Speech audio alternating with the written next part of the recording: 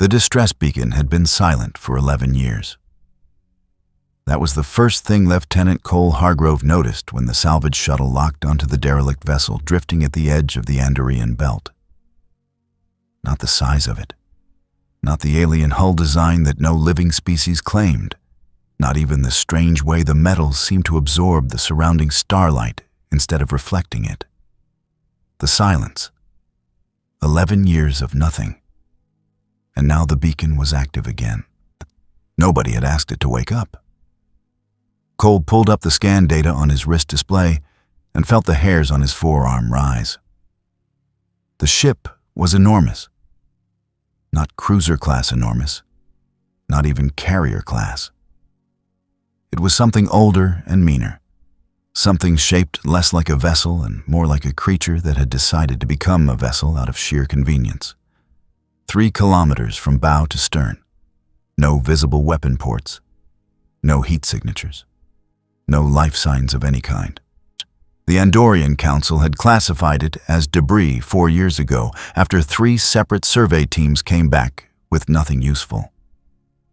Just dead corridors, incompatible data systems, and a hull that no cutting torch in the known galaxy could breach.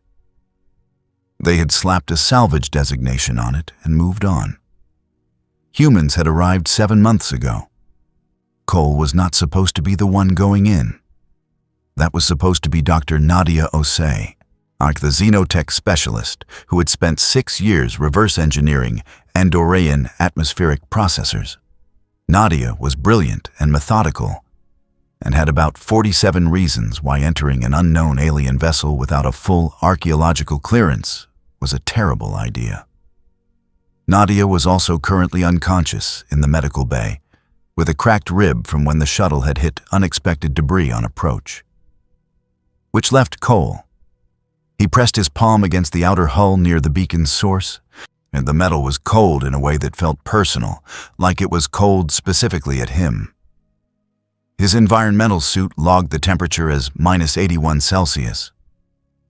The beacon pulse, however, was warm.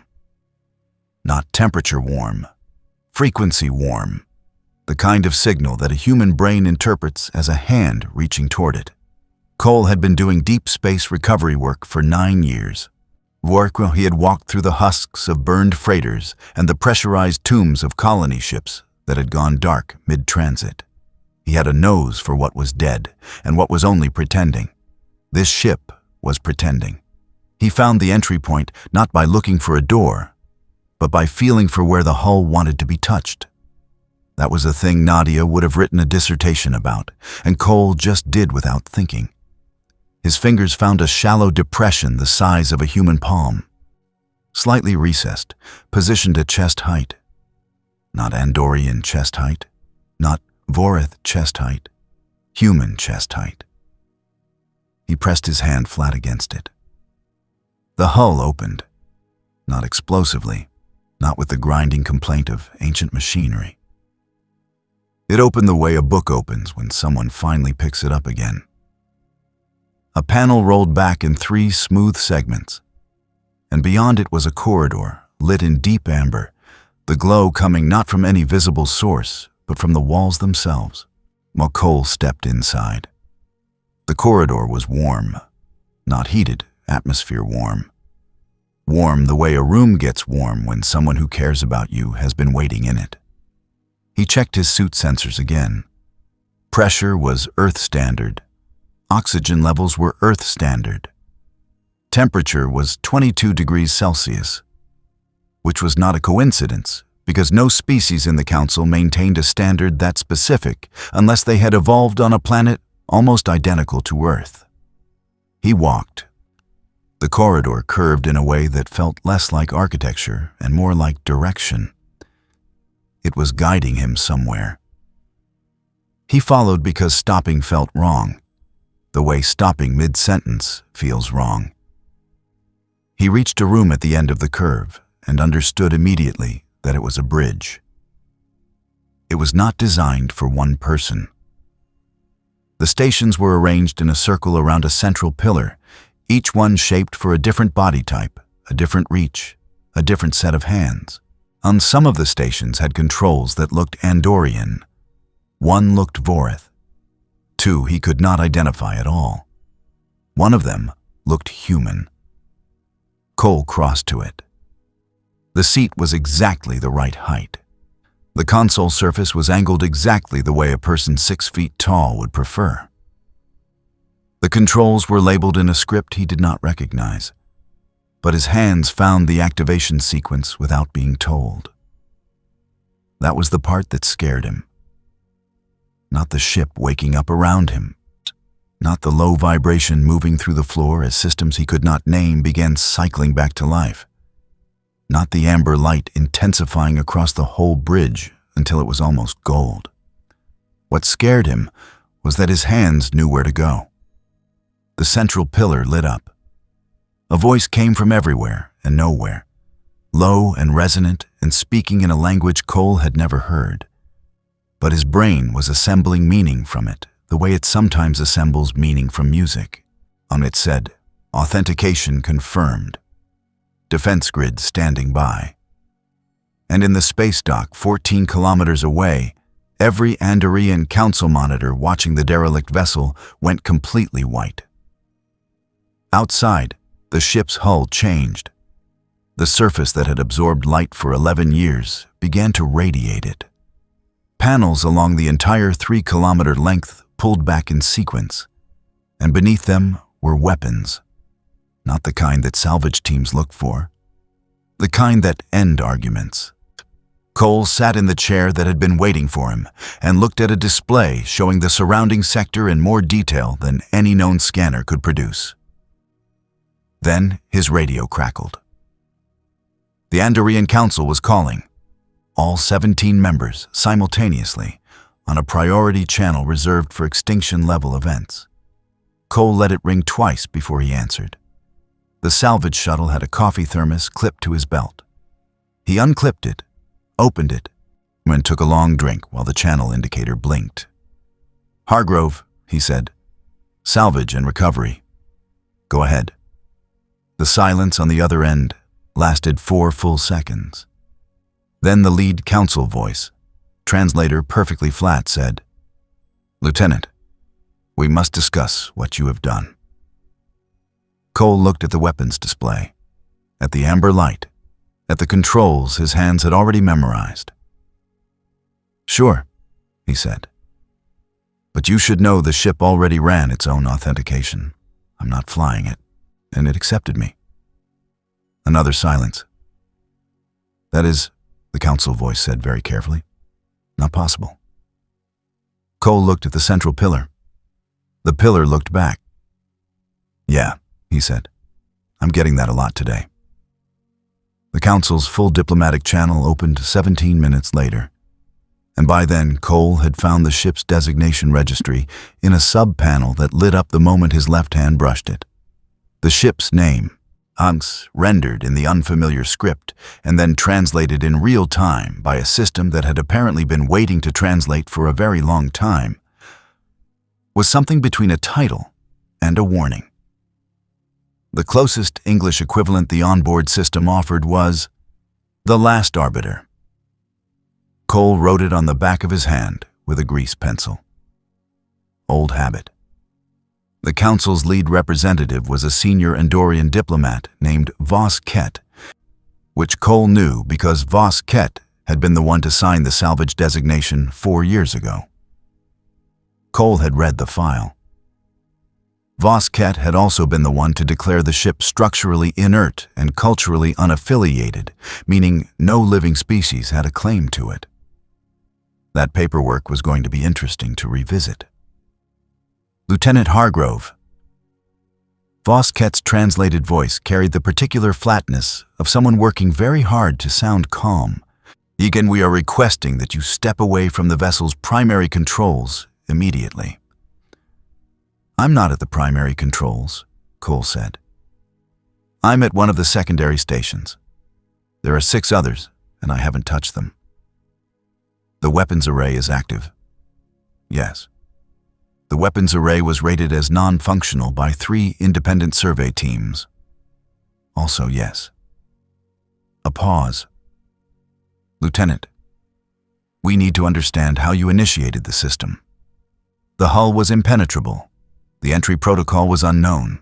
No prior team found the door, Cole said. Yeah, I noticed that.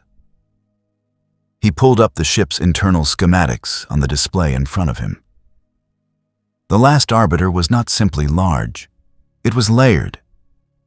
There were compartments within compartments, systems nested inside other systems, redundancies upon redundancies built into every function. The salvage teams had not found the door because they had not known what a door looked like to the people who built this ship. Cole was starting to have a theory about that. The system had authenticated him. Not his suit, not his equipment, not any piece of technology he was carrying. Him. His palm. His biometric signature, which had been sitting in the ship's database apparently long before Cole Hargrove had been born. That was the part he had not told the council yet. Vosket, Cole said. I need to ask you something, and I need a straight answer. This channel is being recorded by all 17 council members, Lieutenant. Ask. How long has this ship been out here? The silence this time was different. Not diplomatic silence. Actual silence. The kind that happens when a room full of people look at each other instead of at the camera. Vosket finally said, the vessel was first catalogued 230 years ago by an Andorian deep-range expedition. It was already in this location, already in this condition. And before that? Unknown. And the species that built it? A longer pause. Unidentified. No living species in council records has claimed heritage of this vessel's design. Cole looked at the authentication log still open on his console. His biometric entry was at the top, time-stamped 11 minutes ago. Below it, separated by 230 years of silence, was the previous entry. The previous entry also read, human. Not Homo sapiens. And not Earth origin, not any of the scientific designations the council used. The ship's own language had a word for what Cole was, and it had been using that word for a very long time. Vosket, Cole said, I think you've been misclassifying this ship. In what regard? It's not unaffiliated. He let the pause sit exactly as long as it needed to. It was waiting. Outside, 14 kilometers away, the council's monitoring station was fully staffed now. Cole could see them on the Arbiter's long-range sensors. 12 ships in a loose formation, none of them within what the Arbiter's fire control system was already tagging as optimal engagement range. That was not a coincidence either. The ship was not threatening them. It was demonstrating. There was a difference. And it was a very important difference, and the council was being given exactly enough time to understand it. Cole's radio pinged with a second channel request. This one was from Nadia's medical bay terminal. He accepted it. Cole. Nadia's voice was tight with pain, but alert. Very alert. I'm watching the external feeds from here. Tell me you understand what you're sitting in. I'm working on it. The design language, she said, and he could hear her pulling up files even through the cracked rib. I've been running it against every xenoarchaeological database we have access to. It doesn't match anything current, but there's a theoretical branch of study that proposes an ancestor species, Nadia, that predates the Council's founding civilizations by approximately 40,000 years. Nadia. And the hypothesis has always been that this species didn't go extinct. Nadia. I already found the authentication log. Silence. The previous user, she said slowly. 230 years before today. She breathed for a moment. That's not enough time for... No, Cole agreed. It's not. The implication sat between them on the open channel like something neither of them was quite ready to pick up yet. The Council had found humans on a backwater planet 400 years ago and extended first contact protocols. Humans had been fast, the Council said. Faster than expected. Faster than any species on record at integrating Council technology, learning Council languages, operating in Council space. The xenosociologists had written volumes about it. None of those volumes had considered the possibility that humans were not fast learners. They were rememberers. The Arbiter's defense grid completed its full activation cycle. Every weapon came online clean, no degradation, no system errors, as if it had been maintained daily for 230 years of apparent dormancy. The power readings climbing on the Council's monitors were not readings. Those monitors had been designed to display. Voskett came back on the primary channel, and the diplomatic flatness was gone. Lieutenant Hargrove, what is the vessel's status? Cole looked at the display, at the weapons, at the name on the back of his hand. Fully operational, he said. And your intentions? He thought about that for exactly the right amount of time. I'm going to keep exploring, he said. There are 5 more decks I haven't seen yet. And Nadia, when you're cleared for movement, I need you in here. Bring your translation kit. Cole, Voskett started. The ship is not hostile, Cole said. It hasn't targeted anyone. It's been sitting here for over 2 centuries doing nothing, and the first thing it did when it woke up was run an authentication check. That's a security system, not a weapons system. There's a difference. The weapons array is online because I'm aboard and unescorted. That's also a security system. Cole paused. You sent salvage teams into an unidentified vessel without notifying the original owners. I'm just telling you the ship noticed. The channel went quiet. Outside, none of the Council ships moved closer. Cole stood up from his station and walked toward the corridor that led deeper into the Arbiter. The amber light followed him, staying brightest right where he was, like a spotlight that had been saving itself for this exact moment. Behind him, the bridge hummed. Every system alive, everything waiting. He found the second deck access and went down. The door at the bottom opened before he touched it. The second deck was an archive. Cole understood that before his eyes fully adjusted to the light. The room was circular, 3 stories high with a domed ceiling, and every surface that was not a walkway was a storage panel. Not shelves, not containers in any conventional sense, but integrated memory units built directly into the walls.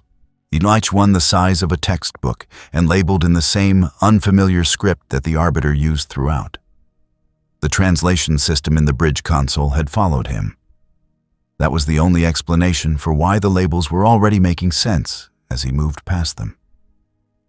Not full translations, not immediate fluency, but the way meaning sometimes bleeds through at the edges when you know the shape of what you're looking for. History. The labels were histories. Thousands of them. Cole stopped in front of one panel in particular. Not because it looked different from the others, because his feet stopped. The label, as the translation system rendered it, said, Earth Origin, Primary Settlement Record, Pre-Dispersion Archive. He stood there for a long moment.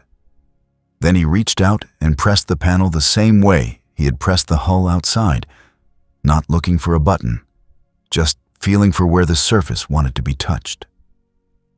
It opened.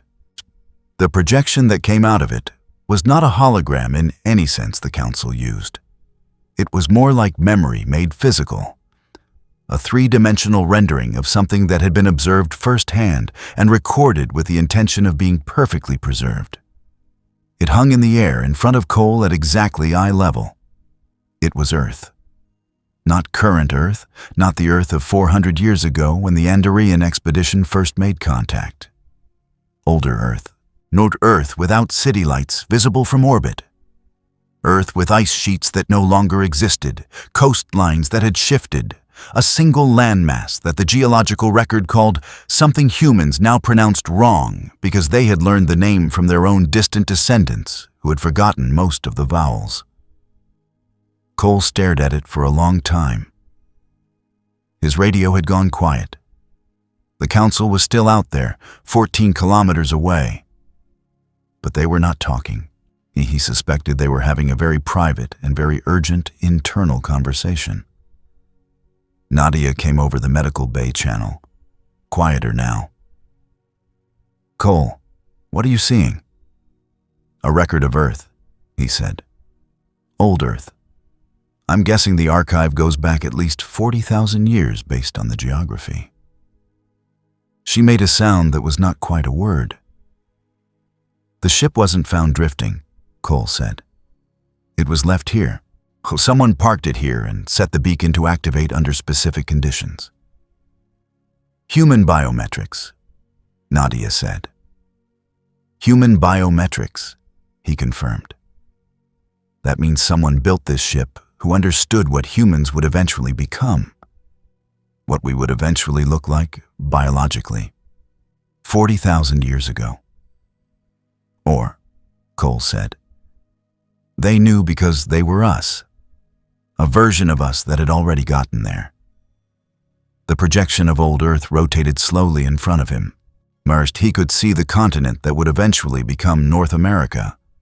Smaller then, shaped differently, bordered by water that was now inland plain. Inside the archive panel, behind where the projection had originated, there were more records. Hundreds more, stacked in a sequence that the translation system was already beginning to parse. Migration routes. Not Andorian migration, not Vorith or Kethsaya or any council species. Human migration across the galaxy.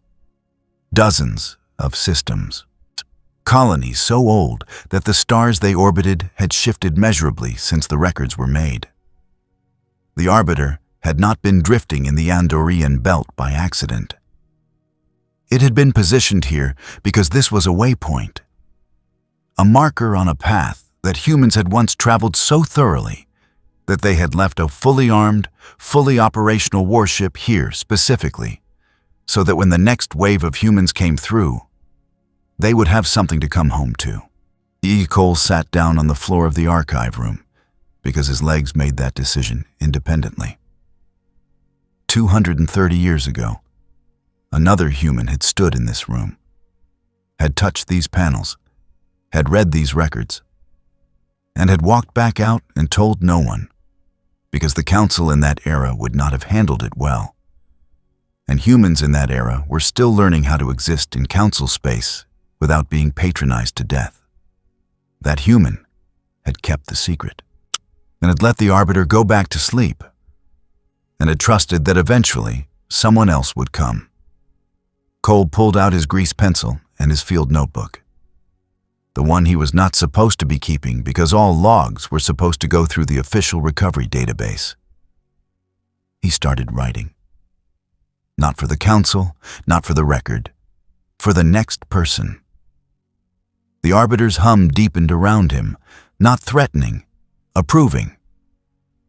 Outside on the council's comms, Vosket was conferring with all 17 members simultaneously. The words Cole could catch through his earpiece were careful and controlled and deeply, deeply concerned. Good, he thought. He kept writing. The archive light was warm and gold, and it had been waiting 40,000 years for someone to read by it. He was going to give it the time it deserved. The council's first formal demand came through at hour 3. It was not a request. It was not framed as a request. It arrived on the primary diplomatic channel with all 17 member signatures attached, which was the kind of thing the council reserved for species-level policy declarations. And, apparently, Moments when a single human salvage officer accidentally inherited a warship that predated recorded civilization. The demand had 4 points. 1. Lieutenant Hargrove was to cease all exploration of the vessel immediately. 2. All data collected was to be transmitted to Council oversight for review. 3. The vessel was to be escorted to a Council-controlled dock for full assessment. 4. Lieutenant Hargrove was to present himself for debriefing within 6 standard hours. Cole read the demand on his wrist display while sitting in the archive room with his notebook open and a cold cup of coffee from his thermos balanced on his knee. He read it twice. He wrote 1 word in his notebook. Interesting. Then he went back to reading. The archive had a search function. He had found it by accident when his thumb dragged across the bottom corner of one of the wall panels, and the entire room rearranged its light to indicate a query mode. The translation system in the Arbiter was better than anything the Council had developed, and it was getting more accurate the longer he spent inside the ship, as if the two of them were calibrating to each other. He searched for records related to the Council species. There were 47,000 of them. Not observations, not intelligence reports, primary records. The Arbiter had been present for, or had received transmissions from agents present for, 47,000 events in Andorian, Vorith, Keth-Saya, and 8 other Council species history. Some of them predated those species achieving interstellar travel. Some of them predated those species achieving space flight. A handful predated some of those species developing written language. Humans had been watching for a very long time. Humans had been watching since before any current Council species had known there was anything to watch. Cole sat with that information the way you sit with something heavy. Carefully. Making sure you have your balance before you try to carry it. Nadia came back on comms. She had moved from the medical bay to the shuttle's cockpit. He could hear the different acoustics. "I've been looking at what I can see from here," she said. "The external hull design. Maharai sent images to 3 colleagues without telling them where they came from. 2 of them came back immediately saying they were looking at theoretical reconstructions of pre-Council architecture. The 3rd said it was impossible." "The 3rd one is wrong," Cole said. "The 3rd one has a Council research grant," Nadia said. Cole turned a page in his notebook. "The Council is demanding I stop and come out. Are you going to?" He looked at the archive. It's got the 47,000 records glowing soft amber around him. "Not yet," he said. "Cole." Her voice was careful now, the same voice she used when she was about to say something important.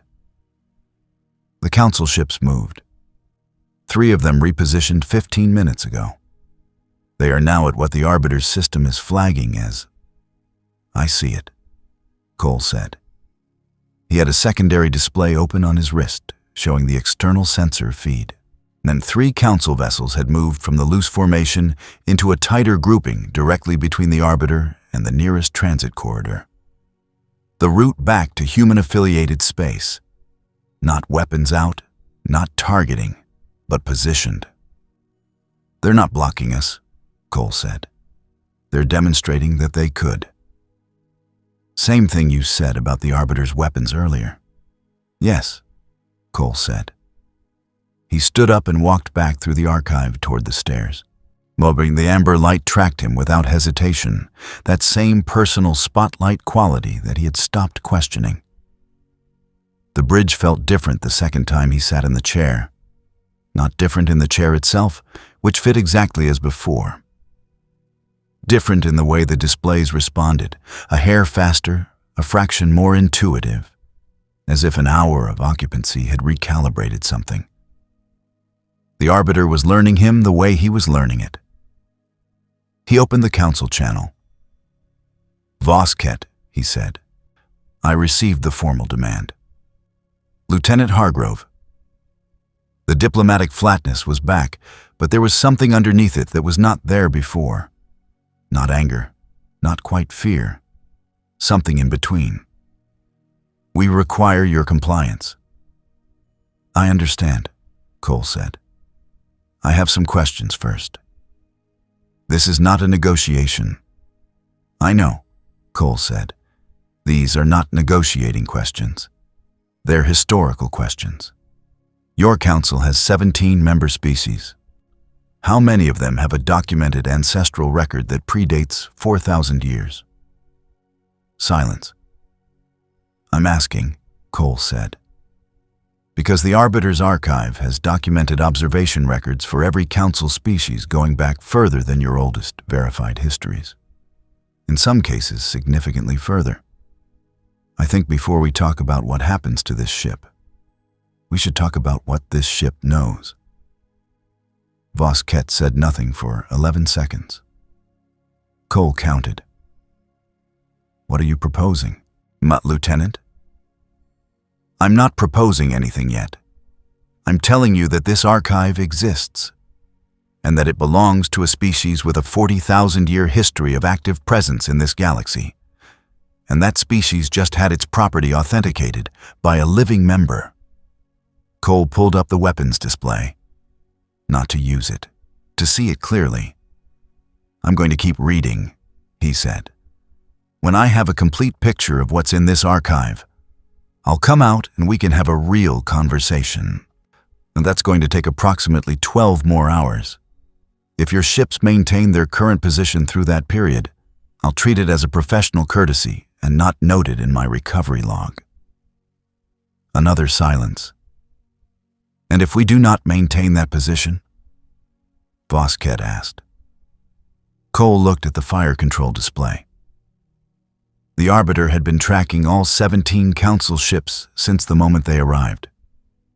Not targeting. Cataloging. The way you catalog things you have a responsibility for. The Arbiter doesn't want to have that conversation, Cole said. And honestly, neither do I. But we can, if it becomes necessary. The channel went quiet. Outside, the 3 repositioned Council ships did not move back. But they also did not move forward. Cole went back to reading. In the archive, he found a record from approximately 800 years ago. A human named Keen, first name only in the record, had sat in this same room and read these same files. Keen had left annotations, margin notes in the same script the Arbiter used, which meant Keen had been fluent. The last annotation Keen had left, at the end of the longest record, said in translation, "We will need to come back for this when we are ready." Cole looked at that for a long time. He thought about 400 years of council membership, about humans being fast, everyone said so, faster than expected, about the xenosociologists and their volumes. He wrote under Keen's annotation, "We are ready." The Arbiter's hum, low and constant and old beyond measuring, changed pitch just slightly, like an answer. The final 6 hours inside the Arbiter produced 3 things that Cole Hargrove had not expected. The first was a complete personnel roster. Not the Arbiter's crew, not a list of people who had served aboard. A roster of every human being who had entered the ship throughout its documented history.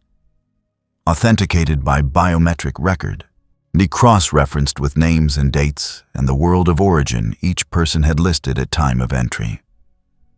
The oldest entries had world designations that did not match any current colonial registry.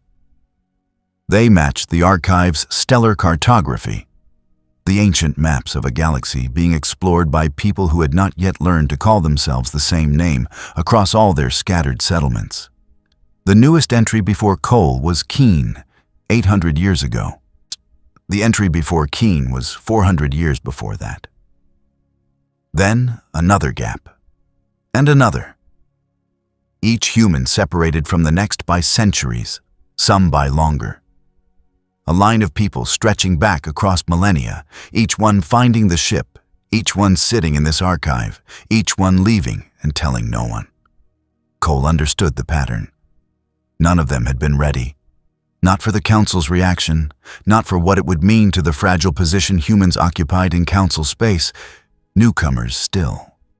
Guests still in some eyes, clever and fast and not yet trusted with the full weight of their own history. All of them had made the same calculation. Not yet. Cole made a different one. The second thing was a communications array. It was on the 5th deck, and it made the Council's most advanced long-range transmitters look like paper cups on a string. The range on it, when the translation system finished parsing the specifications, was not measured in light years. It was measured in the kind of unit that required a number with 11 digits before the decimal point. It could reach anywhere, including, the Arbiter's navigation archive suggested, a set of coordinates in deep space that no current Council chart marked as anything but empty. Cole did not touch the array. Not because he was afraid of it, because he understood what it was for, and he was not going to make that contact today in a salvage suit, with a cracked-rib colleague in a shuttle and 17 Council ships hovering at what they thought was a respectful distance. That contact required preparation. It required humanity to have its house in some semblance of order first. But he marked the coordinates.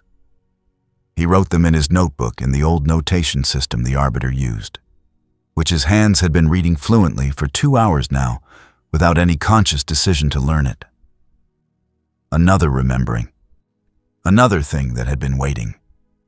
The third thing was a letter. It was not addressed to Lieutenant Cole Hargrove of the recovery vessel Endurance. It was not addressed to any specific name.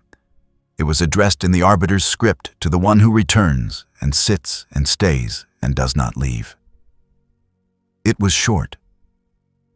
The translation came through clean and quiet, and Cole read it standing in the middle of the archive room with the amber light very still around him. It said, "You found it. That means you were ready. That means the time we spent waiting was not wasted. Everything in this archive belongs to you in trust for all of us. Use it carefully. Use it bravely. The ones who left it here will know." It was not signed. Cole stood with it for a moment. Then he went upstairs. On the bridge, he opened the Council's primary channel. "Vosket, this is Hargrove. I'm coming out." The response was almost immediate. "Understood, Lieutenant, and we appreciate your—" "I'm coming out," Cole said, "but the Arbiter is coming with me." A very long pause. "Lieutenant, the vessel is Council-designated salvage. The assessment protocol requires—" "The vessel authenticated me," Cole said. "Not the Council. Me? The ship has a 12,000-year unbroken chain of human biometric authentication records. It predates the Council by a margin that is going to require some significant revision of your founding history documents. It is not salvage." He pulled up the weapons display one last time. Not for the Council, for himself. To see clearly what it was. Protection, not aggression. The difference between a wall that blocks and a wall that catches. "What I am proposing," Cole said, "is that the Arbiter accompanies me to a human-affiliated station under my custody, and the Council sends a full diplomatic team to begin formal review of the archive. This process will take time. Years, probably. And it will require cooperation from every Council member species, and it will require honesty about what those archives contain." He paused. "Some of those records are going to be uncomfortable." Vosket said very quietly, "For whom?" "For everyone," Cole said. "But more for some than others. That's how it goes when someone finds out their history is longer than they thought."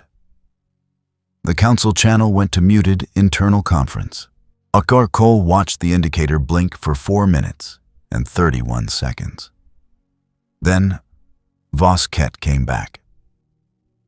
Lieutenant Hargrove, we are prepared to agree to an initial review under the terms you have outlined, pending formal council ratification, which will require a session.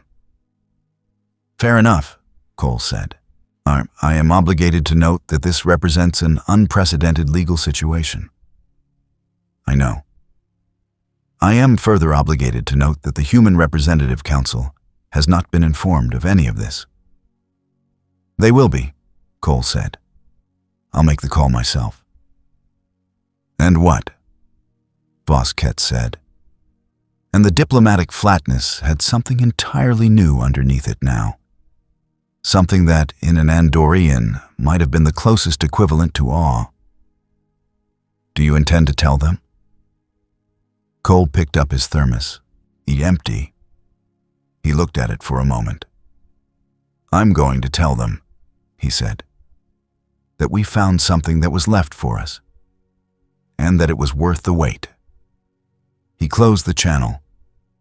The Arbiter's engines came online for the first time in 230 years without a single misfire, without a single system error, running clean and deep like a voice that had been holding a note for a very long time and was finally allowed to release it. Cole set the course himself. His hands knew where to go.